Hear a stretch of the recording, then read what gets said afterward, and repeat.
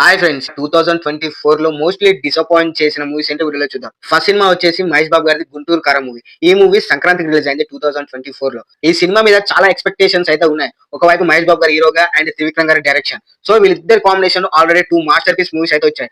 అలాగే కాకుండా మన నెక్స్ట్ మహేష్ బాబు గారితో రాజమౌళి గారి మూవీ ఉంది. ఆ మూవీ రావడానికి అట్‌లీస్ట్ ఒక 3, 4 ఇయర్స్ పట్టుద్ది. అప్పటిదాకా ఫ్యాన్స్ వెయిట్ చేయాల్సి వస్తుంది. సో ఈ మూవీతోని ఒక బ్యాంగ్ గాని ఇట్టిస్తారు అనుకున్నారు. కానీ సినిమా మాత్రం ఫ్లాప్ అయింది. మహేష్ బాబు గారి పర్ఫార్మెన్స్ బాగున్నా త్రివిక్రమ్ గారి డైరెక్షన్, స్టోరీ లైన్ డిసప్పాయింట్ చేసింది ఆడియన్స్. సెకండ్ వన్ వచ్చేసి double smart. ISmart Shankar movie block buster అయి పూరి గారికి మళ్ళీ డాషింగ్ డైరెక్టర్ అని పేరు తీసుకొచ్చింది. మరి డబుల్ స్మార్ట్ ఈ సినిమా సీరియల్ కి ఎక్కువ, సినిమాకి తక్కువ అన్నట్టు తీశారు పూరి గారు. లైగర్ లాంటి ఫ్లాప్ తర్వాతకి రామ్ పోతినేని గారు చాయిస్ ఇస్తే ఆ చాయిస్ ని ప్రూవ్ చేసుకోవాలి, కానీ ఈ సినిమా తోటి మొత్తం పోగొట్టుకున్నారు పూరి జగన్నాథ్ గారు. థర్డ్ వన్ వచ్చేసి కంగువా మూవీ.